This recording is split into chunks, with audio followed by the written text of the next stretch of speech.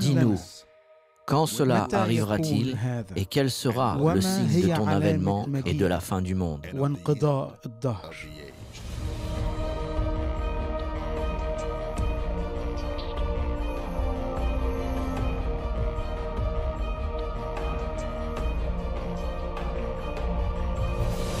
Notre sujet aujourd'hui est la venue de la religion universelle, le moment où toutes les religions ne feront plus qu'une. La prophétie se trouve au verset 8 d'Apocalypse 13, « Et tous les habitants de la terre l'adoreront, ceux dont le nom n'a pas été écrit dans le livre de vie de l'agneau qui a été immolé dès la fondation du monde. » Donc tous adoreront l'Antichrist et son système de religion mondiale, à l'exception de ceux dont le nom est inscrit dans le livre de vie de l'agneau. Maintenant, la Bible nous enseigne qu'il y a un prix à payer pour tous ceux qui finissent par se conformer à ce système de religion mondiale. Apocalypse 13, 15 nous dit qu'il, en parlant du faux prophète, qu'il aura le pouvoir d'animer l'image de la bête, qui est l'image de l'Antichrist, pour que l'image de la bête parle et que ceux qui n'adoraient pas l'image de la bête soient tués. Puis dans Apocalypse 13, 16, il nous parle d'une autre peine. Et il fit que tous, petits et grands, riches et pauvres, libres et esclaves, reçoivent une marque sur leur main droite ou sur leur front, et que personne ne puisse acheter ni vendre, sans avoir la marque, le nom de la bête ou le nombre de son nom. Donc ceux qui ne se conformeront pas au gouvernement mondial et à la religion universelle, ceux qui n'adoreront pas seront tués ou placés sous un boycottage économique. La théorie prédominante de nos jours est qu'il existe deux causes de guerre sur Terre, les conflits entre les nations et les conflits entre les religions. L'une des solutions perçues est de supprimer les nations et d'entrer dans une nouvelle ère de gouvernance mondiale. Et de plus, éliminons les conflits parmi les religions en apportant une sorte d'entente religieuse sur Terre. Ainsi, avec un gouvernement mondial, une religion universelle, nous aurons banni les guerres de la Terre et ainsi nous pourrons avoir la paix. Dans une de nos leçons précédentes, nous avons étudié les prophéties au sujet de la venue d'un gouvernement mondial. Cela va arriver. C'est déjà en cours. Dans notre leçon d'aujourd'hui, nous allons apprendre ce que les prophéties disent réellement au sujet de la venue d'une religion universelle. Pour comprendre comment tout ceci va se dérouler, Mikhail Gorbatchev a écrit un livre en 1987 intitulé « Perestroïka ». Et dans ce livre, il parle des dangers de l'exclusivité religieuse. À la page 231, il présente un système compréhensif de la sécurité internationale. Il a même envoyé une copie à chaque chef d'État de l'époque. L'article 4 II de cette liste était l'extirpation du génocide, l'apartheid et l'exclusivité religieuse. Extirper signifie éliminer. Il disait donc que nous devons éliminer, que nous devons abolir tout génocide, apartheid et exclusivité religieuse. Il est intéressant de voir qu'il place l'exclusivité religieuse dans la même catégorie que le génocide. Nous savons que le génocide est faire du mal physiquement ou mentalement à une minorité. Cela peut être une minorité raciale, une minorité religieuse ou une minorité sexuelle. Mais cela veut dire faire du mal physiquement ou, écoutez bien cela, mentalement. Nous atteignons un point dans notre société aujourd'hui où il est possible de commettre un crime de haine sans blesser personne. Tout ce qu'il faut faire, c'est dire quelque chose qu'il ne faut pas. Le génocide existe non seulement mentalement, mais le mal peut aussi être fait contre une personne à cause de l'exclusivité religieuse. Vous êtes considéré comme étant religieusement exclusif si vous croyez que votre religion est la seule véritable et que les gens doivent être sauvés par une certaine religion ou bien ils ne pourront être sauvés. Par exemple, Jésus-Christ a dit « Si vous ne croyez pas que je suis le Messie, vous mourrez dans vos péchés ». Les Écritures nous disent aussi « Il n'y a de salut en aucun autre, car il n'y a sous le ciel aucun autre nom qui ait été donné parmi les hommes par lequel nous devions être sauvés ». Maintenant, ces types de croyances seraient considérés comme une extrême exclusivité religieuse, car Jésus était religieusement exclusif. Il a dit « Je suis la porte de la bergerie, celui qui y monte par ailleurs est un voleur et un brigand ». Or, Mikhaïl Gorbatchev a dit « Nous devons abolir toute exclusivité religieuse et vous devez accepter ma religion comme valable et je dois accepter votre religion comme valable, que nous y croyons ou pas, car personne ne connaît vraiment la vraie vérité. Donc ma vérité n'est peut-être pas la vôtre, c'est l'idée qui est considérée aujourd'hui parmi l'intelligentsia de notre monde et elle est transmise à l'ensemble du peuple. Quelle est donc la meilleure solution perçue pour l'exclusivité religieuse ? C'est l'inclusion religieuse ou le regroupement des foi. Cela veut dire que si votre religion est bonne pour vous, je la respecte et ne la questionne pas. Vous respectez ma religion, tout le monde respecte tout le monde, nous approuvons tout le monde et ainsi nous évitons tous les conflits religieux. Ce terme « regroupement des foi » est un nouveau terme pour nous. Cependant, plusieurs de nos grands dirigeants politiques d'aujourd'hui embrassent le regroupement des foi. Parmi eux, le président George W. Bush, j'ai un extrait pour vous qui nous montre son opinion sur les religions du monde. Écoutez-le. Laissez-moi vous poser des questions sur la foi, qui est un sujet difficile à débattre. Adorons-nous tous le même Dieu, chrétiens et musulmans? Je pense que oui. Nous avons différentes voies pour arriver au Tout-Puissant. Est-ce que Ben Laden ou Abu Massad al-Zarqawi prient le même Dieu que nous? Je pense qu'ils prient un faux Dieu, autrement ils ne tueraient pas des innocents. Est-ce que les chrétiens et les non-chrétiens et les musulmans vont au paradis, à votre avis? Oui, ils y vont. Nous avons des voies différentes pour y arriver, mais je veux que vous compreniez, je veux que vous qui écoutiez compreniez que je ne décide pas qui va au paradis. Le Dieu Tout-Puissant décide qui va au paradis. Voilà, vous l'avez entendu. Le président Bush dit que les musulmans, les juifs et les chrétiens prient tous le même Dieu et qu'ils iront tous au paradis.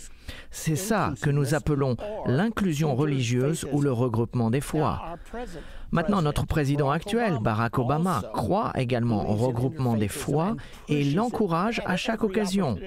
Lors de son inauguration, 3 services religieux ont été faits. Au premier service, il y avait des musulmans et des juifs qui ont prié. Au deuxième service, il y avait un épiscopalien homosexuel, l'évêque Gene Robinson, pour faire la prière.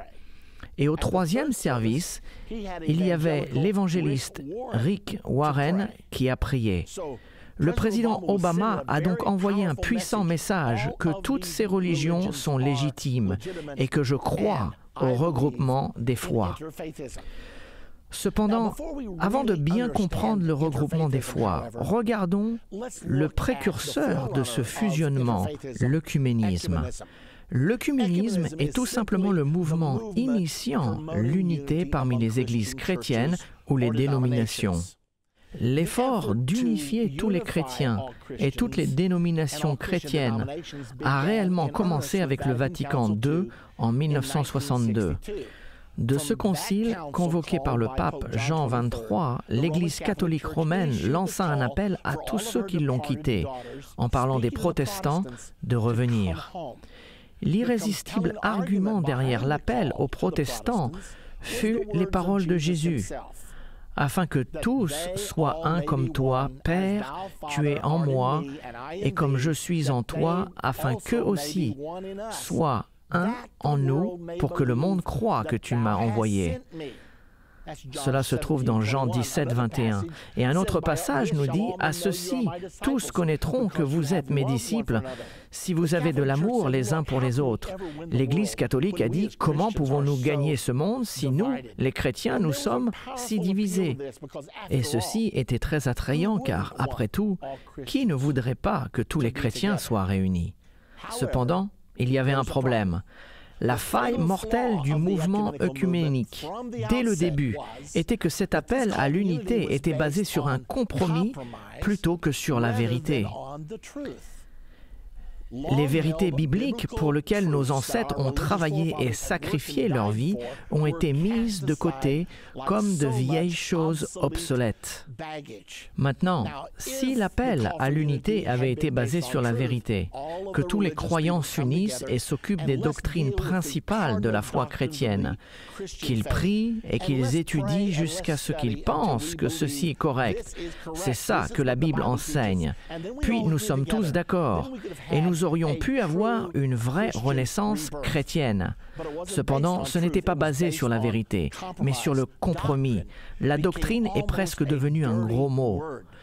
Mais ce n'était pas une bonne idée car l'apôtre Paul a écrit à Timothée en disant « Veille sur toi-même et sur ton enseignement. Persévère dans ces choses. » Car en agissant ainsi, tu te sauveras toi-même et ceux qui t'écoutent. Paul a donc enseigné à Timothée que la doctrine était essentielle pour le salut. Mais dans le mouvement œcuménique, la doctrine est devenue un obstacle à l'unité. Et cela a marché, car entre 1962 et 1994, le mouvement œcuménique a rapidement grandi. Et en 1994, les catholiques, les luthériens, les méthodistes, les baptistes et même les juifs ont commencé à partager leur église, leur synagogue, leur pupitre. C'était étonnant de voir cela se passer, étant donné que ceci ne s'était jamais passé auparavant. Et en 1994, c'était en quelque sorte la culmination de tous les efforts œcuméniques. Et le 29 mars 1994, l'annonce a été faite qu'un accord avait été signé entre certains dirigeants évangéliques tels que Pat Robertson, Charles Colson et Bill Bright, le fondateur de Croisade pour Christ, ainsi que certains théologiens de l'Église catholique romaine.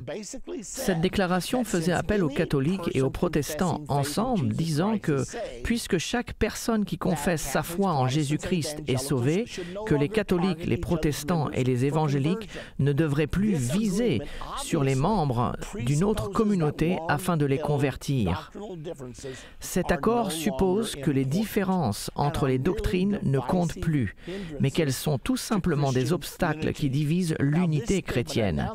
Cette déclaration, annonçant la signature de ce document, a paru dans un article de l'Indianapolis Star le 30 mars 1994.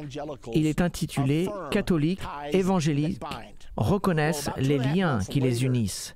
Et environ 2 mois et demi plus tard, en juin 1994, la Convention baptiste du Sud, qui est la plus grande dénomination protestante de l'Amérique, a voté à l'unanimité l'endossement d'une déclaration pour l'unité avec les catholiques en dépit des différences théologiques. Le rapport de l'édition du 17 juin 1994 de l'Indianapolis Star a dit « Faisant un grand pas en direction dans l'œcuménisme, les baptistes du Sud ont dit que les croyants nés de nouveau se trouvent dans toutes les dénominations chrétiennes et ont encouragé un discours baptiste catholique. » Le titre de l'article, « Les baptistes du Sud adoptent les catholiques, la plus grande dénomination protestante ». Eh bien, en 1999, la touche finale du mouvement œcuménique a été mise en place. Les luthériens et les catholiques ont signé une déclaration conjointe pour la justification par la foi. L'annonce disait: c'est un accord monumental, un grand exploit du dialogue œcuménique engendré par le Vatican II qui a failli ne pas se réaliser. En dépit de son image publique, en tant qu'opposé au mouvement œcuménique, l'homme reconnu par les deux côtés comme celui qui a sauvé ce document, et cette déclaration n'est autre que celle du cardinal Joseph Ratzinger, le chef de la congrégation de la doctrine de la foi du Vatican. Cet homme, Emmanuel maintenant le pape Benoît XVI. La signature a eu lieu le 31 octobre, le jour de l'anniversaire où Martin Luther a cloué ses 95 thèses sur la porte de la cathédrale de Wittenberg, causant ainsi le déclenchement de la réforme protestante. Nous voilà donc à la date de son anniversaire. La réforme protestante a eu lieu à cause de la justification par la foi. Martin Luther a rendu cette expression célèbre « le juste vivra par la foi ». Donc ensemble, les luthériens et les catholiques ont alors rédigé un document théologique pour expliquer la signification. Ainsi, la chose qui a causé la réforme est maintenant mise de côté et adoptée.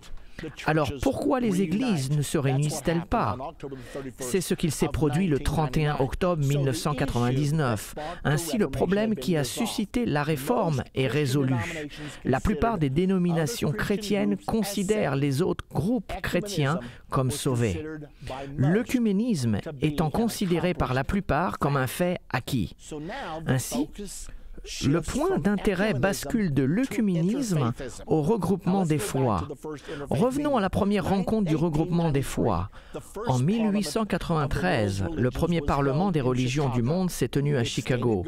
Son objectif était de cultiver l'harmonie parmi les communautés religieuses et spirituelles dans le monde et d'encourager leur engagement envers le monde avec ses établissements de conduite afin d'avoir un monde juste, paisible et durable. En fait, ils étaient bien en avance sur leur temps, car peu de choses étaient accomplies pour le regroupement des foi pendant environ 80 ans. Mais en 1985, le pape Jean-Paul II a fait une déclaration stupéfiante, qu'il pensait que les musulmans et les chrétiens adoraient le même Dieu. C'était au mois d'août en 1985 que le pape Jean-Paul II visitait le Maroc après avoir été invité par le roi Hassan II. Il était le premier pape à visiter officiellement un pays islamique sur l'invitation de son chef religieux.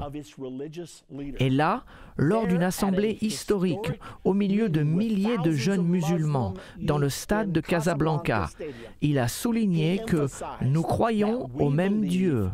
Le Dieu unique, le Dieu vivant. Pensez un peu, les musulmans et les chrétiens qui croient au même Dieu.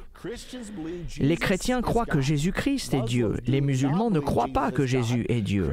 Les chrétiens croient que Jésus est mort sur la croix et que le seul plan du salut est au travers du sang du calvaire. Les musulmans nient que Jésus soit mort sur la croix.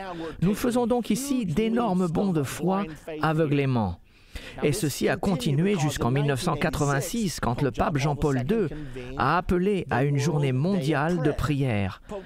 Le pape Jean-Paul II était convaincu que la prière pourrait réunir les croyants, une idée qui a inspiré en 1986 la journée mondiale de prière pour la paix à Assise en Italie.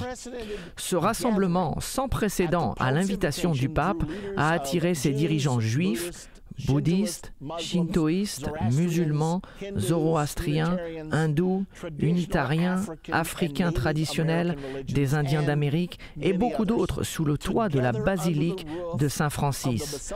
Tous ont prié côte à côte avec des dirigeants catholiques, orthodoxes et des protestants pour la paix dans le monde. Et il semblerait qu'il y avait du bon dans tout cela. Chacun d'entre nous, je pense, pourrait dire que ce serait une bonne chose que tout le monde descende leurs barrières, qu'ils s'unissent ensemble et prient le Dieu en qui ils croient. Cependant, avant de décider que ce soit une bonne chose, j'aimerais vous poser cette question. Pouvez-vous imaginer le prophète Élie dans l'Ancien Testament se réunir en regroupant leur foi dans une réunion de prière avec les prophètes de Baal et les autres prophètes de la région? Je ne pense pas. Nous savons qu'il ne l'aurait pas fait si vous connaissez votre Bible.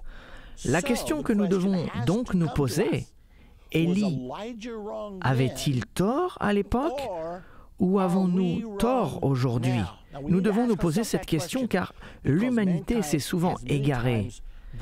Poursuivons. Finalement, en 1993, au Parlement des religions du monde à Chicago, qui était le 100e anniversaire du premier Parlement des religions du monde, qui s'était lui-même aussi tenu à Chicago. Des catholiques, des protestants, des hindous, des juifs, des musulmans, des sikhs, des asturiens, des vicans, qui entre parenthèses sont des sorcières, des indigènes et beaucoup d'autres ont participé. Le Parlement des religions du monde de 1993 a adopté une éthique mondiale, écrite par le célèbre théologien catholique Hans Kung. Une éthique mondiale est une déclaration de croyance mondiale. L'essentiel de l'éthique mondiale peut être réuni en 3 citations dans ce document. Premièrement, nous affirmons qu'un ensemble de valeurs de base se trouve dans les enseignements des religions et que celles-ci forment la base pour une éthique mondiale dans laquelle toutes les religions peuvent se retrouver. Deuxièmement, il existe déjà des anciennes directives pour la conduite humaine qui se trouvent dans les enseignements des religions du monde et qui sont la condition pour un ordre mondial durable. Ordre mondial durable, je reconnais cette expression. C'est dans cette direction que nous allons, n'est-ce pas? Numéro 3, nous devons enterrer nos petites différences pour la cause de la communauté mondiale en exerçant une culture de solidarité et de rapport. Enterrer nos petites différences telles que Jésus est-il Dieu ou pas? Était-il le Messie ou pas? A-t-il été crucifié sur la croix ou pas? Ou bien Allah est-il Dieu? Ou Jéhovah est-il Dieu? Ou Braham est-il Dieu? Petite différence, c'est ce que dit l'éthique mondiale. Nous devons enterrer ces petites différences. Pourquoi? Pour la cause de la communauté mondiale, pour la cause du gouvernement mondial. C'est ça, la pensée qui est le dynamisme du regroupement des foi. Puis en 1994, le nouveau catéchisme catholique romain a été publié. J'ai acheté un exemplaire car j'étais très intéressé par ce qu'ils avaient à dire sur la relation entre l'Église catholique et les musulmans. Dans la rubrique numéro 841, dans le paragraphe des relations de l'Église avec les musulmans, il est dit ceci, et je cite, « Le plan du salut comprend aussi ceux qui reconnaissent le Créateur. En première place se trouvent les musulmans. Ceux-ci professent garder la foi d'Abraham et ensemble avec nous, ils adorent le Dieu unique, miséricordieux, le juge de l'humanité lors du dernier jour. Ainsi, le catéchisme catholique dit que le plan du salut inclut également, en premier, les musulmans, tout simplement parce qu'ils prétendent adorer le Dieu d'Abraham comme nous. C'est ce qu'il a été dit. Un autre grand pas vers le regroupement des foi. Monsieur Robert Muller était secrétaire général adjoint sous 3 différents secrétaires généraux aux Nations Unies. Il a travaillé à l'ONU pendant 38 ans. Je l'ai interviewé dans une de nos émissions de radio politique et religion et il m'a déclaré « Nous avons réuni le monde autant que possible politiquement ». Il préconisait ouvertement un gouvernement mondial. Mais il a dit « Nous sommes coincés, nous ne pouvons aller plus loin car pour créer un vrai gouvernement mondial, le monde doit se rapprocher spirituellement. » Puis il a dit, ce qu'il nous faut, c'est une nation unie des religions. Il a dit, les dirigeants politiques se rencontrent quotidiennement à l'ONU et ils discutent ensemble. Jusqu'à ce jour, nous avons un tel consensus d'opinion que nous avons une communauté mondiale. La communauté mondiale dit ceci, la communauté mondiale dit cela. Mais il a dit que les dirigeants religieux ne s'adressent même pas la parole pour la plupart du temps. Nous avons besoin d'une nation unie des religions. Enfin, je n'étais donc pas surpris quand, quelques années plus tard, j'ai vu l'annonce qu'un entretien œcuménique pour les dirigeants politiques et les dirigeants religieux aurait lieu à San Francisco en commémoration du 50e anniversaire de la signature de la Charte de l'ONU. C'était le 26 juin 1995, exactement 50 ans après que la Charte de l'ONU fut signée. L'entretien fut organisé par l'évêque William Swing de l'Église épiscopale de San Francisco.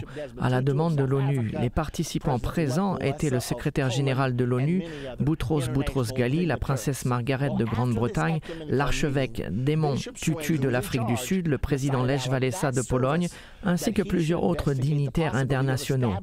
Après cette réunion œcuménique, l'évêque Swing, qui en était le responsable, a décidé qu'à la suite de cet entretien, il devrait explorer la possibilité d'établir une organisation unie des religions ou les Nations unies des religions.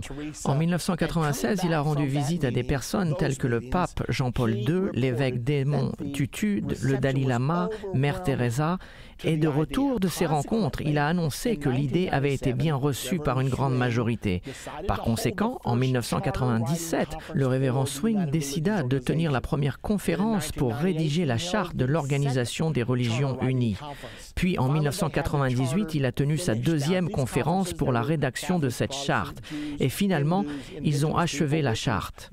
À ces conférences, il y avait des protestants, des catholiques, des juifs, des hindous, des indigènes, des wiccans. Tous étaient présents. Finalement, la charte fut finalisée en l'an 2000.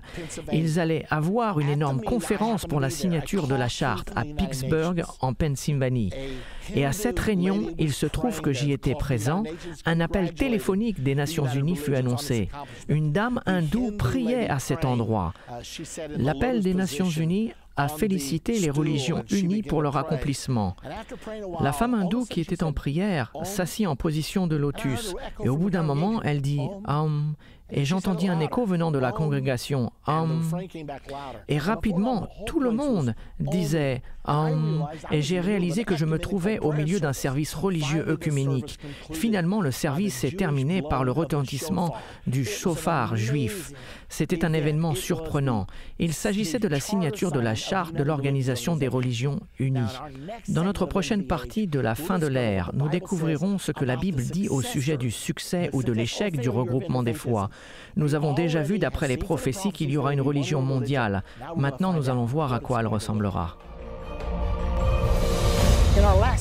Dans notre dernier segment de ce cours sur la religion mondiale, nous avons étudié le regroupement des foi et la création d'une organisation des religions unies. Nous allons continuer à examiner ce regroupement des foi, car après la formation des religions unies, en l'an 2000, environ 3 mois plus tard, au mois d'août 2000, une assemblée a été tenue à l'ONU, appelée le Sommet du millénaire pour la paix mondiale. C'était la toute première assemblée religieuse tenue aux Nations Unies. Elle a eu lieu une semaine avant le sommet du millénaire des chefs politiques du monde. Le concept derrière cette assemblée était « Nous devons apporter une entente entre les chefs religieux et les chefs politiques du monde ». Cette assemblée a été subventionnée par M. Ted Turner, qui avait fait une donation d'1 milliard de dollars aux Nations Unies. Puisqu'il avait avancé l'argent, Ted Turner a été l'orateur principal de la conférence. Environ 1000 chefs religieux des 4 coins du monde y ont participé. Le but de ce sommet de la paix mondiale était de réunir et de coordonner la direction religieuse et spirituelle en tant qu'allié de l'interreligion aux Nations Unies dans sa poursuite de la paix, de la compréhension mondiale et de la coopération internationale. Les résultats du sommet de la paix mondiale, et rappelez-vous que c'était en l'an 2000, le tournant du millénium, ça n'arrive qu'une fois tous les 1000 ans, donc les attentes étaient très grandes. Lors de cette assemblée, les chefs religieux ont signé premièrement une déclaration pour la paix mondiale et ils ont également établi ce qui est probablement le plus important, le Conseil consultatif international des chefs religieux. C'est une liaison entre les chefs religieux et les chefs politiques du monde. Le but était d'engager les chefs religieux à mettre en avant le programme de la communauté mondiale ou du gouvernement mondial plutôt que de le contrer. La raison pour laquelle cela était si important, c'est que les chefs politiques ont réalisé que les chefs religieux pouvaient saboter leurs efforts. Après tout, ce sont les chefs religieux qui se trouvent en face de leur congrégation chaque semaine. De plus, ils consacrent leurs bébés, ils marient leurs jeunes, ils enterrent leurs morts, ils sont reçus chez eux, leur influence est si grande. Et bien sûr, c'est ce que M. Muller a dit quand il a parlé de notre besoin d'une nation unie des religions. Donc ils ont établi ce conseil de liaison pour consulter avec les chefs politiques du monde afin d'apporter cette union entre la politique et la religion, entre les pouvoirs politiques du monde et les chefs religieux du monde. Donc, la mission a été accomplie, c'est ce qu'ils ont mis en place. Une semaine plus tard, les chefs politiques se sont rendus aux Nations Unies pour le sommet du millénaire de l'ONU. Une fois de plus, c'était le tournant du millénium. Les attentes étaient très grandes, la participation était très importante. Ils ont fait plusieurs choses lors de cette réunion. Mais la chose principale était l'adoption des objectifs du millénaire pour le développement, OMD. Il existe 8 OMD tels que le développement durable, le partenariat mondial, etc. Vous pouvez lire au sujet de toutes ces choses en allant sur le site de l'ONU.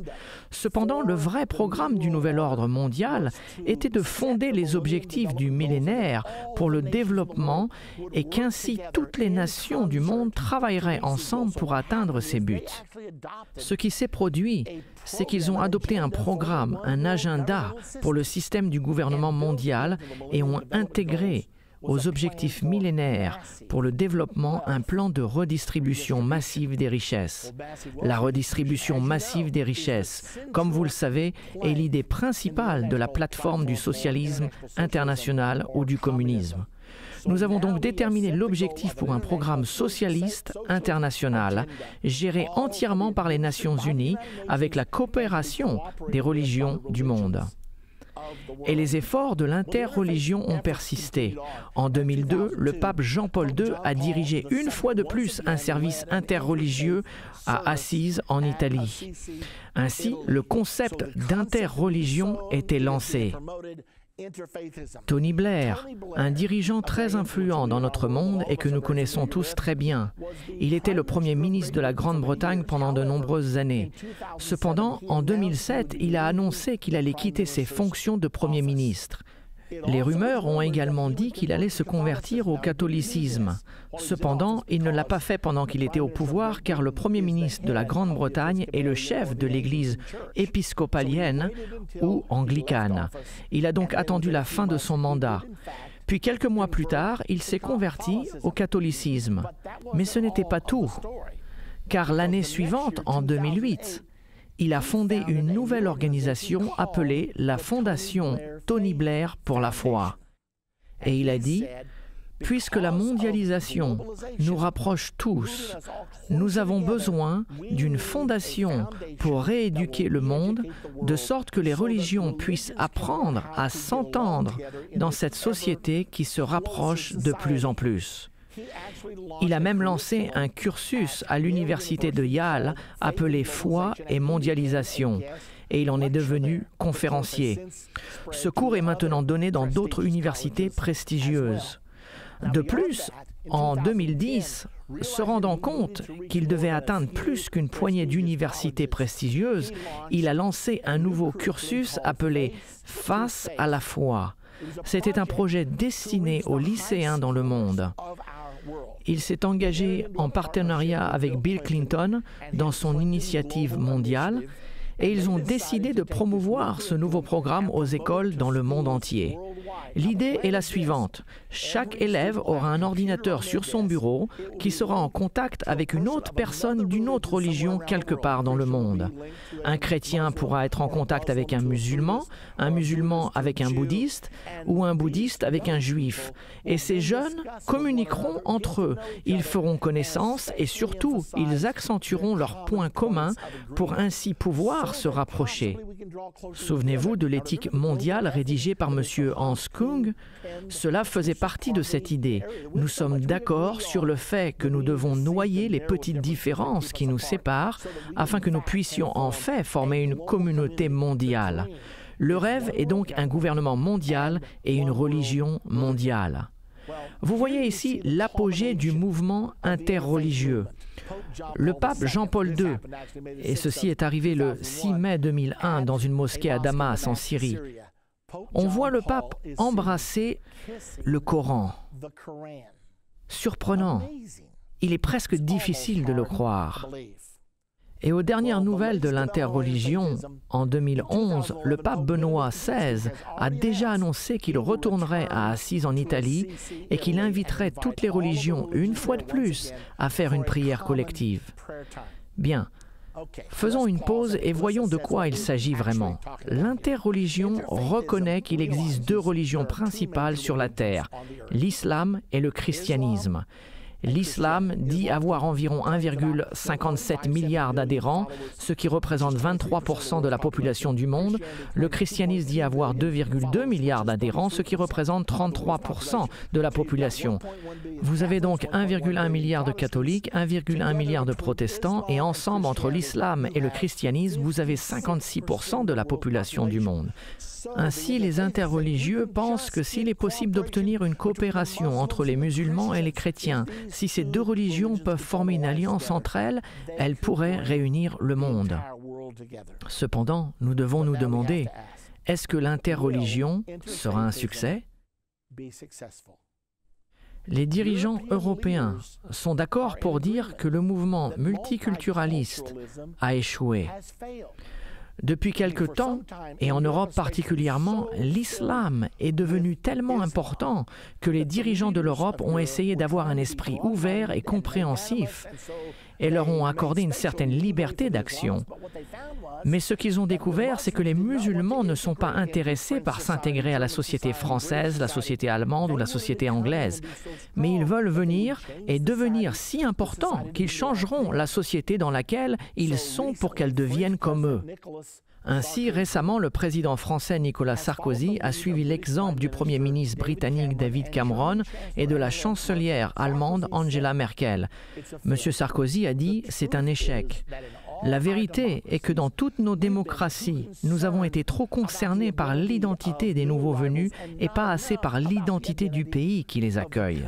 Madame Merkel a dit « le multiculturalisme a totalement échoué en Allemagne ». M. Cameron en Angleterre a dit « il a été la cause pour de jeunes musulmans britanniques d'être vulnérables au radicalisme ». L'interreligion a-t-elle donc échoué? Sera-t-elle la religion de l'Antichrist et du faux prophète, du gouvernement mondial et de la religion mondiale des derniers temps? Ou, si c'était un échec, à quoi devons-nous nous attendre? Il y a eu beaucoup d'autres articles écrits ces dernières années concernant un possible désaccord entre les civilisations, car l'islam est si différente et si ancrée dans ses croyances qu'aux yeux des sociétés occidentales, beaucoup ont dit « ça ne marchera jamais ». Éventuellement, on va avoir une guerre, un conflit. Il se trouve que la Bible prophétise une telle guerre. Apocalypse chapitre 9, versets 13 à 16, déclare qu'une guerre va arriver. Dans le verset 15, il est dit qu'une guerre arrive et tuera un tiers de l'humanité. Un tiers de la race humaine sera éliminé dans cette guerre sans précédent. C'est ce que la Bible nous dit, et les prophéties se réalisent toujours. La Troisième Guerre mondiale, d'après ce passage, commencera à partir du fleuve de l'Euphrate. Permettez-moi de préciser que 100% de l'Euphrate est musulman. La Turquie est 99% musulmane, la Syrie est 92% musulmane, l'Irak est 98% musulmane.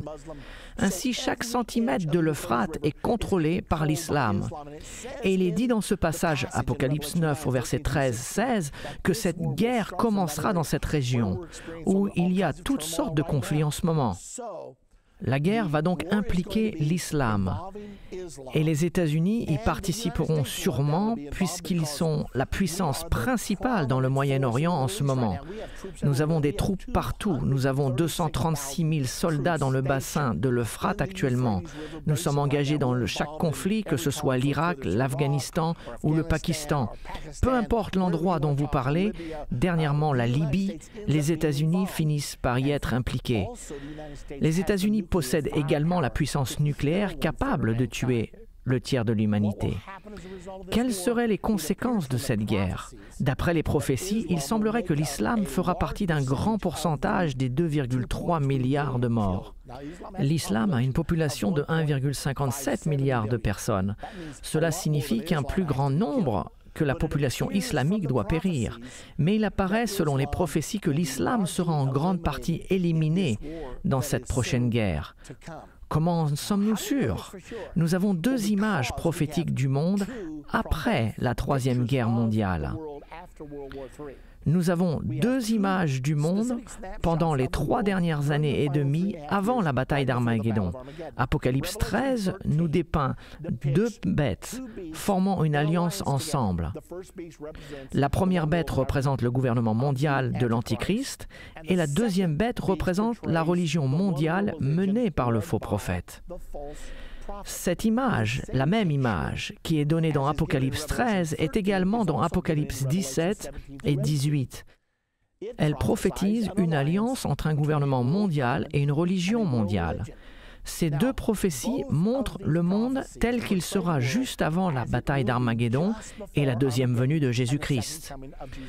Arrêtons-nous un moment pour remarquer combien de temps le livre d'Apocalypse consacre à l'arrivée de ce système religieux mondial. Apparemment, il est très important à nous tous qui vivons dans les derniers temps de comprendre le rôle de cette religion mondiale. Entre parenthèses, elle ne sera pas une vraie religion, mais elle sera une fausse religion. Il semblerait que c'est un avertissement de Dieu. Il y a au moins 3 chapitres entiers sur les 22 chapitres du livre de l'Apocalypse consacrés au système religieux mondial. Nous devons donc en tenir compte. Donc, regardons maintenant la prophétie sur la venue de cette religion mondiale. Premièrement, un avertissement. Une grande partie des chrétiens, protestants et catholiques deviendront adeptes de cette religion mondiale. Je ne suis pas très ravi de vous dire cela car je suis chrétien moi-même. Et quand je pense que la plupart des chrétiens vont participer à ce système de religion mondiale et coopérer avec l'Antichrist, cela me fait beaucoup de peine. Mais je dois vous dire la vérité, car c'est ce que la Bible prédit. Et les prophéties ne se trompent jamais. Dans Apocalypse 17, 1 à 3, nous voyons une prophétie spécifique sur la religion mondiale de la fin des temps. Au verset 1, « Puis un des 7 anges qui tenait les 7 coupes vint, et il m'adressa la parole en disant, « Viens, je te montrerai le jugement de la grande prostituée qui est assise sur les grandes eaux. C'est avec elle que les rois de la terre se sont livrés à la débauche, et c'est du vin de sa débauche que les habitants de la terre se sont enivrés. Puis il me transporta en esprit dans un désert, et je vis une femme assise sur une bête écarlate. Il s'agit d'une bête rouge, pleine de noms de blasphème, ayant 7 têtes et 10 cornes. La première chose sur laquelle je veux attirer votre attention est que la personne qui parle à Jean lui a dit « Je te montrerai le jugement de la grande prostituée ». Il s'agit donc d'un avertissement que le jugement va arriver. Et lorsqu'on continue, laissez-moi vous rappeler que cette bête d'Apocalypse 17 est la même bête à 7 têtes et 10 cornes qui symbolise le gouvernement mondial d'Apocalypse 13. Ainsi, la bête d'Apocalypse 17 et la bête d'Apocalypse 13 est la même bête. Laissez-moi aussi vous rappeler que la bête d'Apocalypse 13 a le corps d'un léopard, l'Allemagne, les pattes d'ours, la Russie, la gueule d'un lion, la Grande-Bretagne, et les 10 cornes du royaume à 10 cornes, la coalition de 10 nations qui sortira de l'Union européenne. Il s'agit donc d'un système de gouvernement mondial venant de l'Europe. Ça, c'est la bête d'Apocalypse 13. Et dans Apocalypse 17, on nous dit quelque chose qui n'est pas mentionné dans Apocalypse 13. La couleur de la bête est rouge. Le rouge dans la Bible est utilisé pour symboliser le socialisme ou le communisme. Ainsi, le gouvernement mondial de l'Antichrist et du faux prophète sera un gouvernement socialiste. Et cela ne devrait pas nous étonner car la plupart des nations du monde sont aujourd'hui socialistes. Et celles qui ne le sont pas encore se dirigent rapidement dans cette direction. Nous entendons sans cesse la poussée de la redistribution des richesses, ce qui est évidemment le socialisme. Et plus nous avancerons vers ce gouvernement mondial, plus nous l'entendrons. Retournons dans Apocalypse 17. Dans cette prophétie, il y a une femme assise sur le dos de la bête du gouvernement mondial. Pour pouvoir comprendre cette partie de la prophétie, nous savons qu'une bête symbolise toujours une nation avec son dirigeant, mais afin de comprendre la femme, Dieu emploie toujours une femme pour symboliser une église dans les Écritures. Il emploie une vierge pour symboliser une vraie église. Par exemple, dans 2 Corinthiens 11, 2, Paul a dit « Car je suis jaloux de vous d'une jalousie de Dieu, parce que vous avez fiancé un seul époux pour vous présenter à Christ comme une vierge pure. Il emploie également une femme pour symboliser une église rétrograde. Mais il n'emploie pas une vierge, il emploie une prostituée. Lorsqu'Israël a rétrogradé dans l'Ancien Testament, Dieu a dit qu'elle était semblable à une prostituée. Par exemple, Juges 2, 17, « Mais ils n'écoutèrent pas même leurs juges, car ils se prostituèrent à d'autres dieux, se prosternant devant eux. Ils se détournèrent promptement de la voie qu'avait suivie leur père, et ils n'obéirent point comme eux au commandement de l'Éternel. » Donc, quand nous voyons cette prostituée, c'est la prophétie d'une église rétrograde. Dans la prophétie d'Apocalypse 17, la chrétienté rétrograde, protestants et catholiques, est montrée sur le dos de la bête du gouvernement mondial de la fin des temps. Ceci nous montre une fois de plus l'alliance entre le gouvernement mondial de l'Antichrist et la religion mondiale du faux prophète. La plupart des chrétiens suivront le faux prophète pour se jeter dans les bras de l'Antichrist et de son système de gouvernement mondial. Cela n'est pas une bonne nouvelle à vous dire, mais c'est ce que la Bible enseigne. Pour être sûr que nous comprenions l'identité de cette femme avec certitude, regardons le rôle du catholicisme dans l'état rétrograde de l'Église des derniers temps. Il s'agit d'une femme, nous pouvons découvrir son identité dans Apocalypse 17, 18, où il nous est dit « Et la femme que tu as vue, c'est la grande ville qui a la royauté sur les rois de la terre. » Donc, numéro 1, la femme est une ville, c'est simple. Cependant, la Bible nous dit également que la femme est assise sur les grandes eaux, c'est dans le verset 1. Que symbolisent donc ces eaux? Le verset 15 d'Apocalypse 17 nous dit « Les eaux que tu as vues sur laquelle la prostituée est assise, ce sont des peuples, des foules, des nations et des langues. » Ainsi, la femme est une ville et cependant elle règne au-dessus d'un vaste système international de peuples, de multitudes, de nations et de langues. Maintenant, cette bête a 7 têtes. Et dans cette prophétie, les 7 têtes ont une signification précise. Le verset 9 nous indique cette signification. C'est ici l'intelligence qui a de la sagesse. Les 7 têtes sont 7 montagnes sur lesquelles la femme est assise. La femme est une ville, n'est-ce pas? C'est ce que nous avons appris au verset 18. Donc, les 7 têtes sont 7 montagnes sur lesquelles la ville est assise. J'ai entendu toute ma vie que Rome est la ville aux 7 collines. Mais j'ai voulu savoir si c'était vraiment la vérité. Je suis donc allé à la bibliothèque et j'ai cherché Rome dans l'encyclopédie et effectivement, Rome est la ville aux 7 collines. J'ai vraiment été surpris lorsque j'étais à Rome en 1993 et que mon guide catholique, après nous avoir fait sortir du Colisée, nous annonça fièrement « Si vous regardez ici, vous pouvez voir plusieurs des 7 célèbres collines de Rome. » Puis il continua « Voici Avignon, voici Palatine » et il continua à faire le tour en nommant les 7 collines. Je connaissais déjà l'Écriture, mais je fus surpris de ce que j'entendais. Un autre indice de l'identité de la femme est au verset 4. Cette femme était vêtue de pourpre et d'écarlate et parée d'or, de pierres précieuses et de perles. Elle tenait dans sa main une coupe d'or remplie d'abominations et des impuretés de sa prostitution. Nous savons qu'il existe 2 corps gouvernants dans l'Église romaine, le collège des cardinaux et le collège des évêques.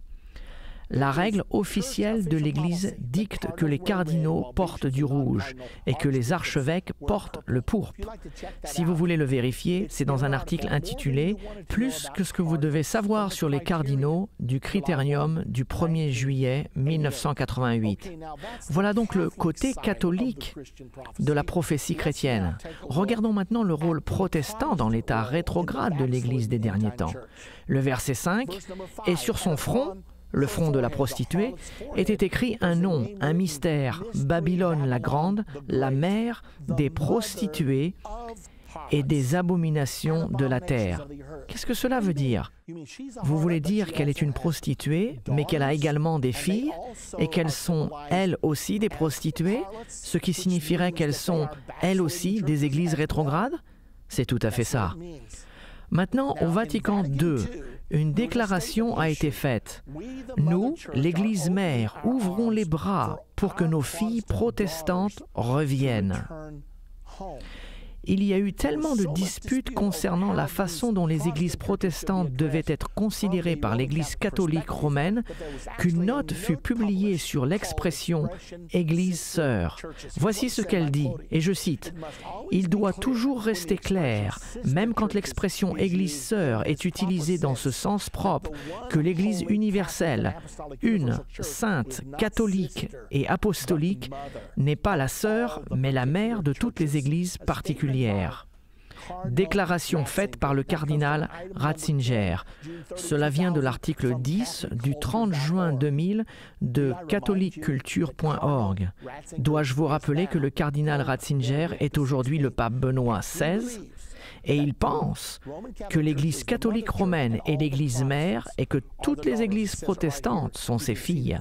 Et il le dit précisément ici, vous pouvez le voir par vous-même. Le plus choquant dans tout ceci est que la Bible enseigne que les chrétiens qui ont rétrogradé participeront à la grande tribulation.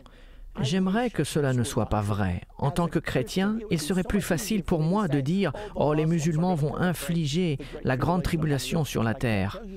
Mais je ne peux pas vous dire cela, car la prophétie nous raconte une histoire différente, et les prophéties s'accomplissent toujours. Je me dois donc de vous dire, à vous et à moi-même, ce que la Bible nous dit.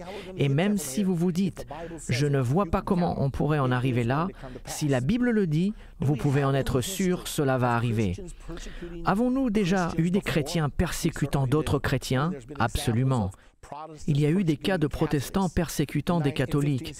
En 1563, l'anticatholicisme en Angleterre s'est envolé quand le livre des martyrs de John Foxe a été publié.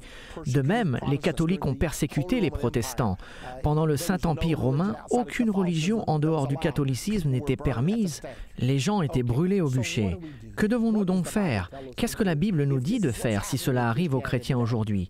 Apocalypse 18:4 nous donne la réponse. « Et j'entendis du ciel une autre voix qui disait « Sortez du milieu d'elle, mon peuple, afin que vous ne participiez point à ses péchés et que vous n'ayez point de part à ses fléaux. » Nous devons retourner à un véritable christianisme biblique. Comment pouvons-nous le faire? Nous devons reprendre l'étude de notre Bible, pas seulement nos livres religieux. Nous devons nous humilier dans la prière quotidienne et retourner au modèle qui nous est montré dans le livre des Actes. Ayons un vrai réveil chrétien de la fin des temps et ayons-le ensemble.